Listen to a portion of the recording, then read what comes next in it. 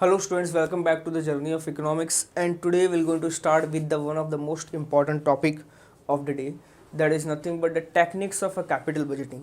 इसके previous lectures में अगर हमने देखा तो capital budgeting का introduction, importance, steps and now we're going to see the techniques of a capital budgeting. कुछ tools हैं हम जो use करेंगे, कुछ techniques है, कुछ methods है जो use करेंगे हम क्या करने के लिए, capital budgeting related decision लेने के लिए. प्रैक्टिकली हम कैसे वो चीज़ें यूज़ करेंगे, कैसे हम वो पर्टिकुलर टूल्स और मेथड्स को यूज़ करके, टेक्निक्स को यूज़ करके हम प्रॉफिटेबल इन्वेस्टमेंट ऑप्शंस को सिलेक्ट करेंगे, वो सब चीज़ें देखने वाले हम यहाँ पे. So let us start with the same. Directly हम स्टार्ट करते हैं हमारे टेक्निक्स से. The process of selecting the investment project consist of the several stages such as recognizing investment opportunities. जो हमारा प्रोसेस है वो बहुत सारे स्टेजेस में बटा हुआ है. It is consist of various stages, जो जिसमें क्या आता है, सबसे पहले recognizing the investment opportunity, planning, evaluation, selection, implementation और बहुत सारी चीज़ें यहाँ पे आती हैं. There are the several technique proposed for evaluating the profitability of the various projects. और कुछ टेक्निक्स हम यहाँ पे देखने वाले हैं. This is normally done by the comparing the benefits accruing over the period of a time with the amount invested, and some of the commonly used methods for evaluating the investments are discussed below. Start करते हैं directly. Will go to start with the first one, which is nothing but the पे back period. Now what it is class? This is पे back period. As the name says pay back period. इसका मतलब क्या है? पे back मतलब कब तुम मुझे पे करोगे, and period means for time period. कितने समय में तुम पूरा अमाउंट मेरा पे करने वाले हो, पूरा का पूरा अमाउंट मेरा रिकवर करने वाले हो. That is known as what? पे back period. Pay back period is nothing but जितना मैंने आज इन्वेस्टमेंट किया, जितना मैंने एक्सपेंडिचर किया, वो आने वाले कितने साल में मेरा रिकवर होगा. आने वाले कितने सालों में मेरी अमाउंट ऑफ मनी, मेरी पूंजी, मेरी इन्वेस्टमेंट, मेरा कैपिटल एक्सपेंडिचर क्या होने वाला है. That is nothing but recover होने वाला है. From what? From the investments, from the capital budgeting. That is known as what? पे back period method. That is पे बैक पीरियड टेक्निक. इसमें होता क्या है? It is also known as payout or the payoff period. This is the simplest method of the project evaluation. ये बहुत ही simplest method है evaluation के लिए. और पे बैक पीरियड में होता क्या है? ये इंडिकेट करता है time period which is required to recover the original investment cost of the project. कि कितने समय में जो हमारा ओरिजिनल इन्वेस्टमेंट का कॉस्ट है, वह एक्सपेंडिचर है, वो हमारा क्या हो सकता है? रिकवर हो सकता है. कितने टाइम पीरियड में हम इसे रिकवर कर सकते हैं, कितने टाइम पीरियड में रिकवर होगा. That is nothing but the पे बैक पीरियड. अगर मैंने 1 लाख रुपीज़ का इन्वेस्टमेंट किया हुआ है, अगर मैं छोटा सा एग्जांपल लूँ, सपोज़ मैंने 1 लाख रुपए का इन्वेस्टमेंट किया हुआ है, या कैपिटल एक्सपेंडिचर किया हुआ है, या कैपिटल बजटिंग की हुई है, तो ये पूरा 1 लाख रुपया कितने साल में मेरा रिकवर होगा, इन हाउ मेनी ईयर्स ये रिकवर होने वाला है, that I have to find out. So वो मुझे पे बैक पीरियड मेथड से पता चल जाएगा कि कितने साल में पूरा 1 लाख रुपए मेरा क्या होगा, निकल जाएगा या इन्वेस्टमेंट से रिकवर हो जाएगा. So there is a one formula class. यहाँ पे क्या है? एक फार्मूला हम लोग देखने वाले हैं, which is nothing but the पे back period is equals to original investment divided by annual net cash in flow. Annual net cash in flow मतलब एनुअली तुमको कितना अर्निंग्स होगी, जो भी तुम्हारा इनकम होगा, जो भी तुम्हारा रेवेन्यू होगा, अर्निंग होगा, इनकम होगा,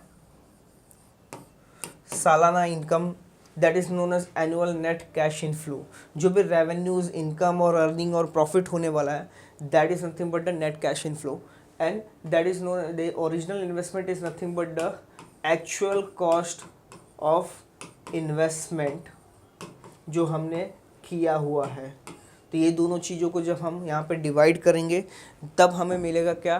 पे back period. Pay back period में कितने सालों में वो पैसा हमें क्या होने वाला है? रिकवर होने वाला है. जैसे यहाँ पे अगर एग्जांपल्स की बात की जाए तो P is equals to C upon R, जहाँ पे P क्या है? आपका पे बैक पीरियड, C आपका ओरिजिनल इन्वेस्टमेंट और R क्या है? आपका एनुअल नेट कैश इन फ्लो.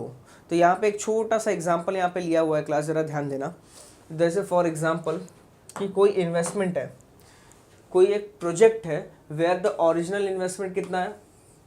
50,000 का। हमने 50,000 रुपीज़ का इन्वेस्टमेंट किया और हमने क्या कैपिटल इन्वेस्टमेंट करने के बाद हमने वो पर्टिकुलर प्रोजेक्ट को सिलेक्ट किया और वो प्रोजेक्ट को हमने सिलेक्ट किया 50,000 रुपीज़ पेमेंट करने के बाद, और उसके बाद हमने पता लगाया, हमें पता किया तो हमें find then we came to know कि एनुअल कैश इनफ्लो से कितना होने वाला है 10,000 रुपीज़ पर एनम। अभी हमें 50,000 का इन्वेस्टमेंट करना है, 50,000 का इन्वेस्टमेंट हमें अभी करना है और इन फ्यूचर एवरी ईयर हमें 10,000 रुपीज़ का क्या मिलेगा, रेवेन्यू होगा, या उससे 10,000 रुपीज़ का हम रेवेन्यू जनरेट कर सकते हैं। वो क्या है हमारा प्लान।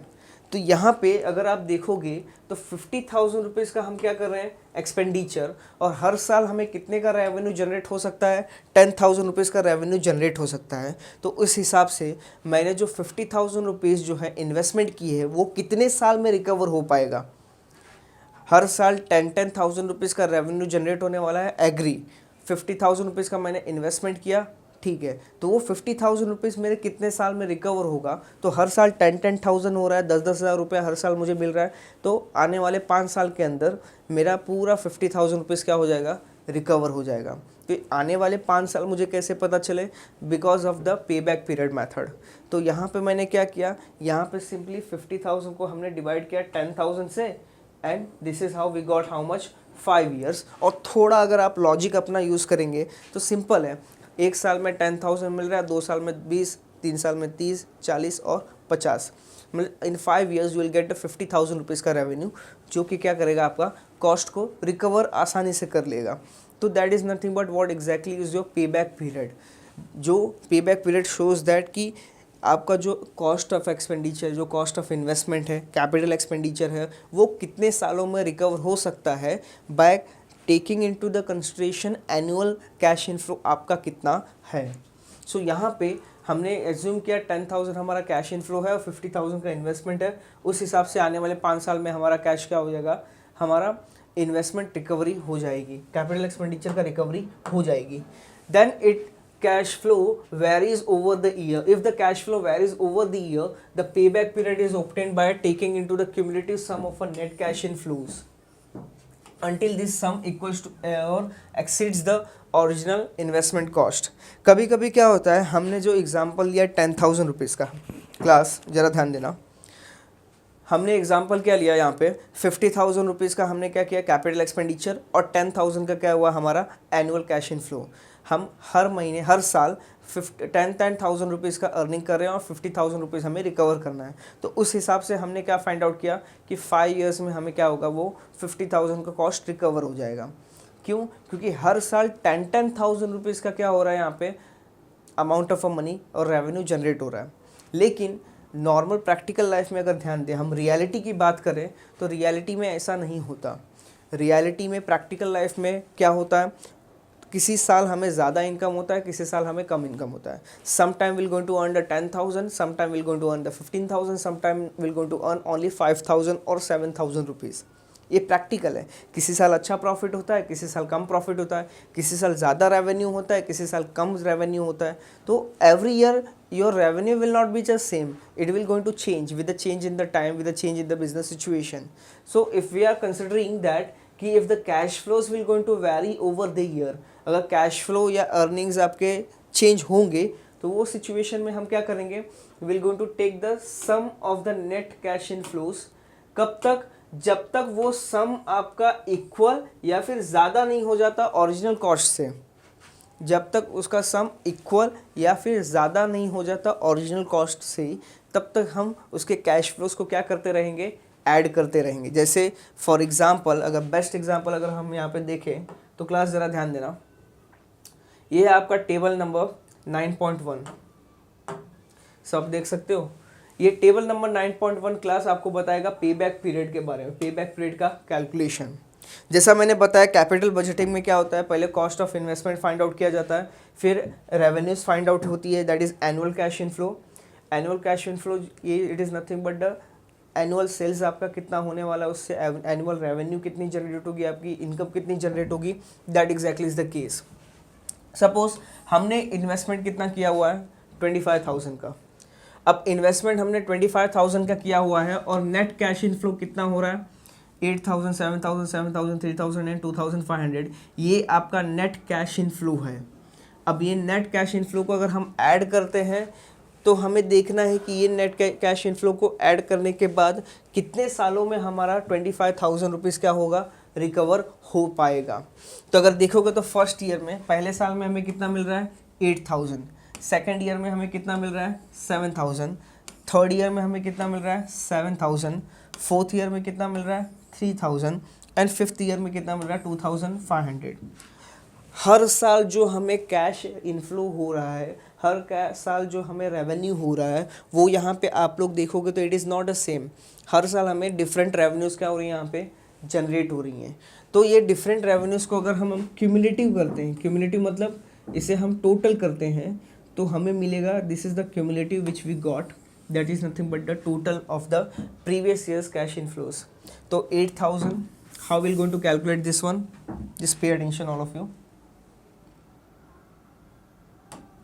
अब ये कैलकुलेट कैसे होगा, 8,000, सीधा 8,000 लिखा हमने, 8,000 plus 7,000 15,000, 15,000 plus 7,000 22,000, 22,000 plus 3,000 25,000 and 25,000 plus 2,500 27,500। ऐसा करके हमने क्या निकाला, क्यूमुलेटिव निकाला। अब हमारा इन्वेस्टमेंट कितना है, ओरिजिनल हमने इन्वेस्टमेंट कितना किया है 25,000। अब हमें यहाँ पे ये देखना है कि 25,000 कौन से साल में रिकवर हो रहा है, या 25,000 तक कौन से साल में हमने रेवेन्यू क्या किया है, जनरेट किया हुआ है। तो पहले साल अगर देखोगे तो फर्स्ट ईयर में हमने 8,000 रुपीज़ का रेवेन्यू जनरेट किया, इसलिए टोटल कितना हुआ 8,000। सेकेंड ईयर में हमने कितना रेवेन्यू जनरेट किया 7,000। पहले का 8,000 और अभी का 7,000, कितना टोटल रेवेन्यू जनरेट हुआ 15,000। फिर तीसरे साल थर्ड ईयर में हमने कितना किया 7,000 का, तो 15,000 पहले का और 7,000 अभी का, टोटल रेवेन्यू कितना जनरेट हुआ 22,000 का। फिर फोर्थ ईयर में, अगर फोर्थ साल में देखोगे, चौथे साल में, तो 22,000 यहाँ पे और 3,000 यहाँ पे, तो टोटल रेवेन्यू कितना जनरेट हुआ 25,000 का। अगर आप यहाँ पे ध्यान से देखें, अगर आप लोग यहाँ पे ध्यान से देखोगे तो 25,000 का हमने रेवेन्यू कब तक जनरेट किया, फोर्थ ईयर तक।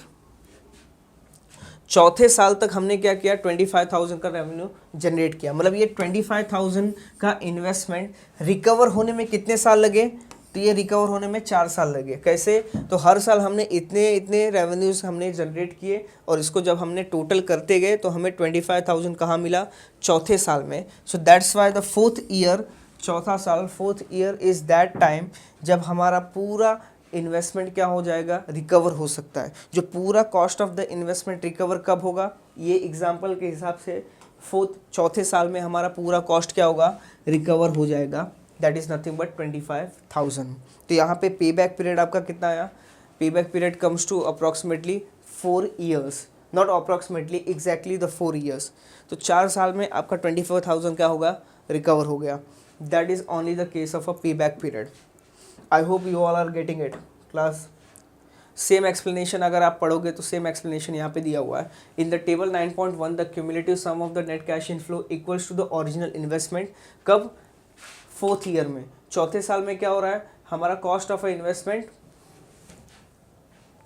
चौथे साल में हमारा cost of the investment and जो हमारा कैश इनफ्लो है, दोनों क्या है, इक्वल टू ईच अदर है। And that's why fourth year is the time period जब हमारा पूरा कॉस्ट क्या होगा, रिकवर हो जाएगा। Then over here if you going to see the formula to calculate the पे back period of the project depends upon the whether the cash flow per period from the project is uniform for the each year or the different in each year। अब पे back period जो method है जो हम use करते हैं वो कैसे यूज़ करते हैं आपने देख लिया। अब यहाँ पे केस ऐसा है कि कभी कभी आपका एनुअल कैश इनफ्लो सेम होगा और कभी कभी एनुअल कैश इनफ्लो क्या होगा, डिफरेंट होगा। जब एनुअल कैश इनफ्लो आपका सेम होगा, if your annual cash inflow is same, तब हम कैसे करेंगे, तो वो ऑलरेडी हम लोग ने देख लिया है। We have already seen that कि द पे back period is equals to initial investment upon net annual cash inflow. ये फॉर्मूला हम कब यूज़ करेंगे, जब आपका पे back period exactly number of years में आए। आपका पे बैक पीरियड क्या हो, एग्जैक्टली नंबर ऑफ ईयर्स में आएगा तब हम उसे बोलेंगे यूनिफॉर्म। जैसे 4 साल में आपका एग्जैक्ट 25,000 रुपीज़ रिकवर हुए तो वो हो गया आपका यूनिफॉर्म। कभी कभी हो सकता है कि 25,000 से ज़्यादा भी रिकवर हो सकता है, 25,000 से कम भी रिकवर हो सकता है। तो वो सब सिचुएशंस में हम कैसे वो चीज़ों को मैनेज करेंगे, that is known as what, different net annual cash in flow per year. Now this thing will going to see कि यहाँ पे हम क्या करने वाले हैं। So if will going to see यहाँ पे हम वो which formula will going to use. कभी कभी ऐसा होगा कि एग्जैक्टली 4 साल में या फिर एग्जैक्टली 5 साल में हमारा पे बैक पीरियड आया option. It is not possible that कि पूरे के पूरे 4 साल ही लगे। हो सकते हैं 4 साल 1 महीना या 4 साल 2 महीना या 4 साल 3 महीना लग सकता है हमारे कॉस्ट ऑफ इन्वेस्टमेंट को रिकवर होने में। क्लास ज़रा ध्यान देना, जो हमारा कॉस्ट ऑफ इन्वेस्टमेंट है, जो हमारा कैपिटल एक्सपेंडिचर है, वो रिकवर होने में एग्जैक्टली 4 साल लगे, ये प्रैक्टिकल लाइफ में पॉसिबल नहीं होता है। बहुत रेयर चांसेस है, there are the rare cases in which you will going to find कि एग्जैक्ट 4 ईयर्स और एग्जैक्ट 3 ईयर्स में हमारा कॉस्ट क्या हुआ, रिकवर हुआ। कभी 4 महीने, 4 साल 2 महीने, 4 साल 3 महीने, 4 साल 5 महीने, 4 साल 6 महीने या उससे ज़्यादा या उससे कम साल भी लग सकते हैं। So in that situation, we're going to use this second formula, that is payback period is equals to years before the full recovery plus under recovery investment at the starting of the year of the recovery year divided by cash flow during that particular years of recovery। कभी कभी क्या होता है, जैसे 3 साल में हमने पूरा रिकवरी किया और चौथे साल के मिड टर्म में, चौथे साल के किसी मिडल पॉइंट में या मिडल मंथ्स में हमारा कॉस्ट क्या हो रहा है, रिकवर हो रहा है। तो वो एग्जैक्टली एक्यूरेटली फाइंड आउट करने के लिए हमें क्या करना पड़ेगा, will going to use this formula. और ये फार्मूला यूज़ करने से हमें एग्जैक्टली पता चलेगा कि कौन से साल के कौन से महीने में कौन से दिन पे हमारा टोटल कॉस्ट ऑफ इन्वेस्टमेंट क्या हो रहा है, रिकवर हो रहा है, जो कि एक बहुत ज़्यादा इंपॉर्टेंट होता है when will going to do the comparison of the things. तो ज़रा ध्यान देना यहाँ पे। This method can be used to evaluate the different investment projects. Let us assume that there are the 4 alternative projects which are with the uniform original investment of 5,000.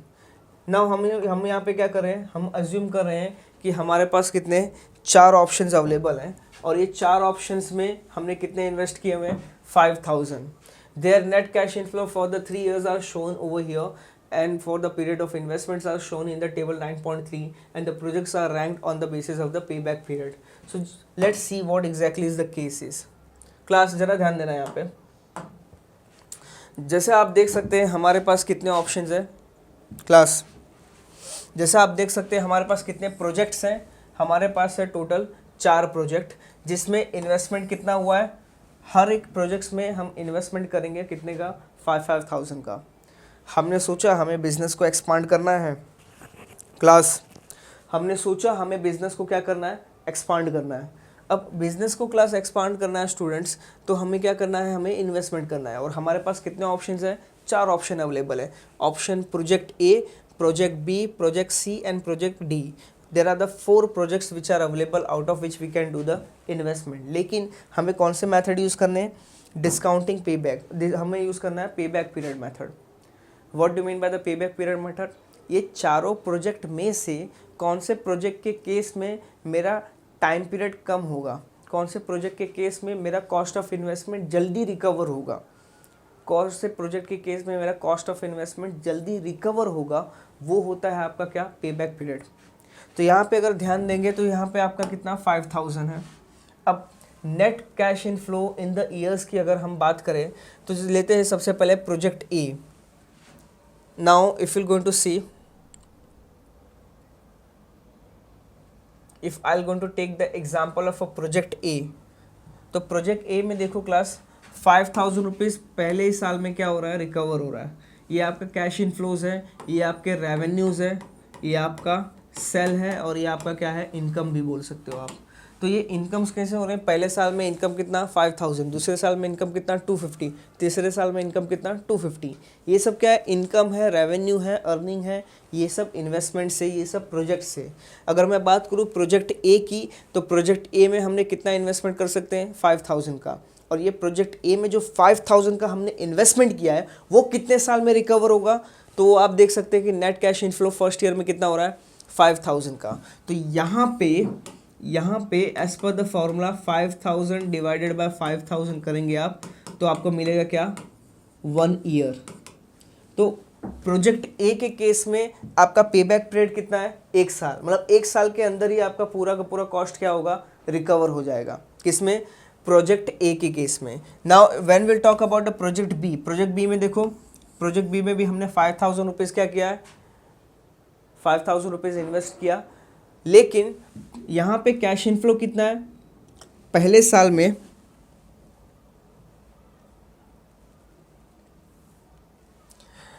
यहाँ पे आपका 1 year पहले साल में हो जा रहा है।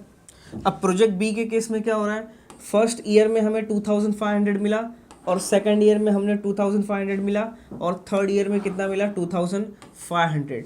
तो हमें कितना चाहिए क्लास, हमें चाहिए 5000 रुपीज़। हमें देखना है 5000 रुपया कौन से साल में क्या हो रहा है, रिकवर हो रहा है। तो यहाँ पे 2500 फर्स्ट ईयर में और 2500 सेकंड ईयर में। सो सेकंड ईयर तक 2500 प्लस 2500 कितना हुआ, 5000। सो यहाँ पे how many years it will going to take, तो यहाँ पे कितने साल लगेंगे, प्रोजेक्ट बी के केस में 2 साल। कैसे, तो 2500 फर्स्ट ईयर का और 2500 सेकंड ईयर का, तब जाके सेकंड ईयर में टोटल कितना इनफ्लो होगा, 5000 का, which is equals to what, your outflow. Now come to the third one, option C देखना ज़रा। प्रोजेक्ट सी के केस में हमने कितना इन्वेस्टमेंट किया, 5000 का, और यहाँ पर रेवेन्यू कितना जनरेट हो रहा है, पहले साल में 1000,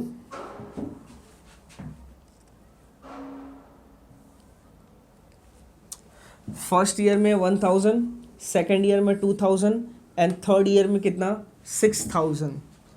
ज़रा ध्यान देना, जब मैं बात करूँ ऑप्शन सी की, तो ऑप्शन सी जो है फर्स्ट ईयर में, जब मैं बात करूँ ऑप्शन सी की, तो फर्स्ट ईयर में 1000, सेकेंड ईयर में 2000, थर्ड ईयर में 6000। तो पहले साल में 1000, दूसरे साल में 2000। तो सेकेंड ईयर के एंड में हमें कितना मिल रहा है, तो सेकेंड ईयर के एंड में हमें 3000 रुपीज़ का क्या हो रहा है, रेवेन्यू जनरेट हो रहा है। लेकिन आप थर्ड ईयर में अगर देखोगे, तो थर्ड ईयर में हमें कितना मिल रहा है, 6000। इसका मतलब थर्ड ईयर तक हमें कितना मिल रहा है, 9000 रुपीज़। क्लास, थर्ड ईयर तक हमें कितना मिल रहा है, 9000, लेकिन हमें कितना है, 5000 देखना है। हमने ओरिजिनल कॉस्ट हमारा कितना है, कॉस्ट ऑफ द इन्वेस्टमेंट 5000 है, हमें देखना है 5000 जो 5000 रुपीज़ है हमारा, वो कितने साल में रिकवर हो रहा है। तो पहले साल में रिकवर हो रहा है, नहीं, दूसरे साल में रिकवर हो रहा है, नहीं, तीसरे साल में रिकवर हो रहा है। लेकिन तीसरे साल में कौन से महीने में, कौन से दिन पे रिकवर हो रहा है, वो हमें जानना ज़रूरी है।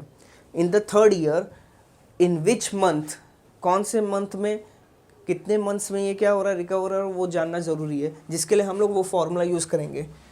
For this will going to use the formula, which formula, ये वाला, for this formula will going to use, that is years before the full recovery plus unrecovered investment at the start of the year of the recovery year divided by cash flows during the year of the recovery. इसका मतलब हुआ यूँ कि हम क्या करने वाले हैं, what will going to do, इसका मतलब हुआ यूँ कि अगर हम ऑप्शन सी की बात करें, तो हमें कितना, 5000 रुपीज़ का क्या था हमारा इन्वेस्टमेंट था, फर्स्ट, सेकंड और थर्ड। फर्स्ट ईयर में 1000 मिल रहा है, सेकंड ईयर में 2000 मिल रहा है, और थर्ड ईयर में हमें मिल रहा है 6000। अगर क्यूमुलेटिव निकाले हम, तो यहाँ पे 1000 रुपीज़ फर्स्ट ईयर में, 1000 प्लस 2000 3000 सेकेंड ईयर में, और 9000 कहाँ पे मिल रहा है, थर्ड ईयर में। लेकिन हमें फाइंड आउट करना है कि कितने साल में, कितने महीने में ये क्या हो रहा है, रिकवर हो रहा है। तो उसके लिए हम सेम फार्मूला यूज़ करेंगे, that is nothing but the, अब देखोगे आप तो second year, till the second year, class, till the second year हमें कितना, 3000 मिल रहा है, मतलब पूरा 2 साल पूरा ले रहा है, पूरे 2 साल लगेंगे हमें रिकवरी करने के लिए। इसके बाद थर्ड ईयर में हो क्या रहा है, थर्ड ईयर में अगर देखेंगे आप, तो 5000 रुपीज़ हमें रिकवर करना है, 5000 हमारा कॉस्ट है, और 3000 ही हमें रिकवर हुआ है। तो मतलब 5,000 में से 3,000 रुपीज़ हमारा क्या हुआ, रिकवर हो गया। और थर्ड ईयर में कितना हमें रिकवर करना है, सिर्फ 2,000। तो थर्ड ईयर में हमें सिर्फ 2,000 रुपीज़ क्या करना है, यहाँ पे रिकवर करना है। Out of how much, out of 6,000 rupees का revenue. So how much will get, 2 years plus 1/3, which you will going to multiply it by 12, you will get how much, 4 months। तो यहाँ पे ऑप्शन सी के case में 2 साल लगेंगे आपको recover करने के लिए, प्लस तीसरे साल के चौथे महीने तक आपका क्या होगा, पूरा कॉस्ट ऑफ इन्वेस्टमेंट रिकवर हो जाएगा। This is the actually formula which we have used for calculating the पे back period, which is years before the full recovery जो हो गया हमारा 2 साल, अनरिकवर्ड इन्वेस्टमेंट जो हो गया हमारा 2,000, and cash flow during the year of the recovery which is nothing but 6,000 हमने यूज़ किया same. And then we have calculated this particular situation. The 5,000 as I have told you, यहाँ पे this is 1 year, यहाँ पे हमें 2 साल लग रहे हैं, यहाँ पे हमें लग रहे हैं 2 साल और 4 महीने। एंड द ऑप्शन डी जहाँ पे 5,000 रुपीज़ हम कितने में, फर्स्ट ईयर में ही रिकवर कर रहे हैं। We are recovering in the first year only. So if you're going to read the explanation, you'll just going to find out the same कि A के केस में कितना, 1 साल, B के केस में कितना, 2 साल। Now in the case of a project C, fully recovery कितना, 2 साल के अंदर हो रहा है, और उसके बाद how many years it will going to take, 2 years plus 4 months। Again हमने सेम फॉर्मूला यूज़ किया, हमने क्या किया, कैलकुलेट किया। और ऑप्शन डी, प्रोजेक्ट डी के केस में हमें कितना, 1 साल लग रहे हैं। तो एज पर द पे back period and the ranking के हिसाब से अगर हम यहाँ पे देखें तो प्रोजेक्ट ए का पीरियड कितना है, 1 साल, तो उसको रैंक दिया कितना, 1।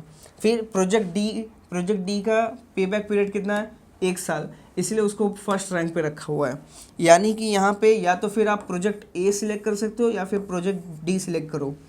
प्रोजेक्ट ए और प्रोजेक्ट डी दोनों में से एक आप सिलेक्ट कर सकते हो इन्वेस्टमेंट पर्पस के लिए। क्यों, क्योंकि एज पर द पे बैक पीरियड दोनों ही इन्वेस्टमेंट के केस में आपका cost of investment first year में क्या होगा, रिकवर हो जाएगा। In both the cases your cost of investment will get recovered in the first year only. Then if you going to see be investment के लिए कितना, 2 साल लगने वाले हैं, तो इसलिए उसको सेकंड रैंक पे डाला। और option C that is project C के केस में 2 साल और 4 महीने लगेंगे, इसलिए उसको थर्ड रैंक पे हमने रखा हुआ है। This is what other things being constant, a project with the shorter पे back period is preferred to those of the longer period. हमें यहाँ पे कौन से सिलेक्ट करने हैं, हमें वो प्रोजेक्ट को सिलेक्ट करना है जिसमें कम समय लगे, जिसमें कम टाइम लगे, जिसमें शॉर्टर पीरियड ऑफ टाइम में हमारे कॉस्ट क्या हो गए, रिकवर हो जाए। Will going to select that period. Then there are the certain advantages and the disadvantages of this particular method which we'll going to see class. Now advantage क्या है ये method का, the main advantage of this method is to simple, it is a simple, realistic and the safe। ये जो है simple है, realistic है और काफ़ी safe है, and it is simple to calculate and easy to understand। बहुत ही simple है, जाहिर सी बात है पे बैक पीरियड मेथड बहुत ही सिंपल होता है। हमें सिर्फ फाइंड आउट करना है कि हमारा कॉस्ट कितने साल में रिकवर होगा। जितने कम समय में हमारा कॉस्ट रिकवर हो रहा है उतना अच्छा हमारे लिए। That is nothing but it is a short of a rules of a thumb approach, thus it is quite popular, it is realistic in the sense that the businessman like to get their money back as quickly as possible and this method will serve them the purpose. हर एक businessman को, हर एक company owner को, हर एक business firm को अपने जितने भी उन्होंने कॉस्ट, अपना जितना भी हमने इन्वेस्टमेंट किया हुआ है, कैपिटल एक्सपेंडिचर किया हुआ है, जो भी कॉस्ट ऑफ इन्वेस्टमेंट है, हर एक बिजनेस फर्म को वो अपने इन्वेस्टमेंट्स, अपने एक्सपेंडिचर्स को रिकवर जल्दी से जल्दी करना होता है, अपने कॉस्ट को रिकवर करना होता है जल्द से जल्द within a short span of time. So वो अगर चीज़ें अगर उनको मिल रही हैं तो it is good for them. So that is only the intention of the business firm, जितना जल्दी हो सके उतना जल्दी हमें क्या करना है, रिकवरी करना है। Then this method will go to use for the same. And what are the disadvantages? Disadvantages देखें तो there are the few disadvantages. This method has the following drawbacks. अब ये drawbacks क्या हैं ये पर्टिकुलर एडवांटेज, ये पर्टिकुलर मेथड के तो this method tends to give you too much importance of a quick returns and the liquidity. The businessman may shelve the projects that brings in the long term growth in the favour of a quick returns projects. Now यहाँ पे ये किस पे focus करता है, ये method tends to give, ये method focus करता है क्विक रिटर्न और लिक्विडिटी पे.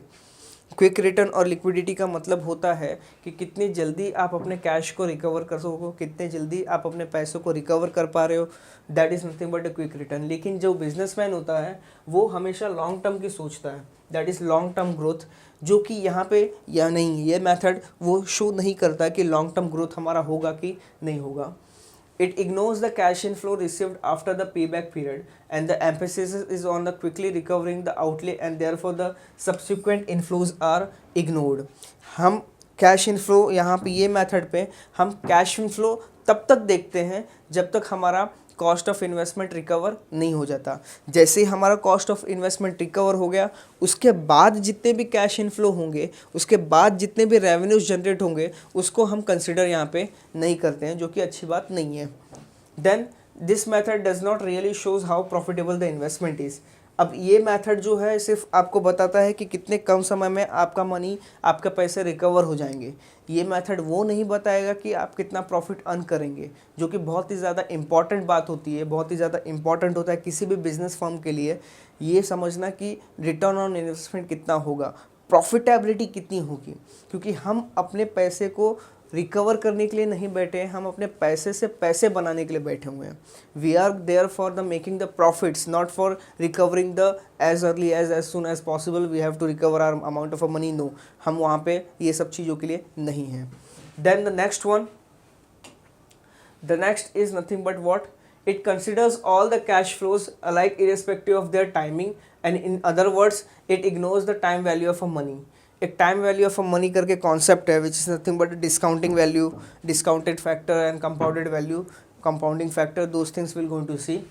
And it ignores the time value of money, and the time value of money differs due to the earning power of money, inflation and deflation and uncertainty. ये सब कुछ चीज़ें हैं जो हम लोग क्या करते हैं यहाँ पे, ये सब चीज़ों का हम इंक्लूड नहीं करते हैं. किसमें, ड्रॉबैक में, किसमें, डिस्काउंटिंग पेबैक पीरियड में, जो कि हमें यहाँ पे कंसिडर करना चाहिए. तो यहाँ पे हम क्या करते हैं, डिस्काउंटिंग नहीं करते हैं, हम सीधा पेबैक पीरियड मेथड यूज़ करते हैं, जो कि अच्छी बात नहीं होती. The money has the earning power on the account of a different investment opportunity, and the earning power is presented by the opportunity cost of a money which is the least and equals to the interest rate on the bank deposits, and the today's money is equals to the larger sums in the future. The money is needed for its purchasing power, and which varies inversely with the price level. And likewise we're going to continue class with this particular chapters in the next lecture. Till the time what all of you will going to do, आज हमने पे back period जो है cover किया हुआ है, जो आप इन डिटेल वापस से देखेंगे, समझने की कोशिश करें.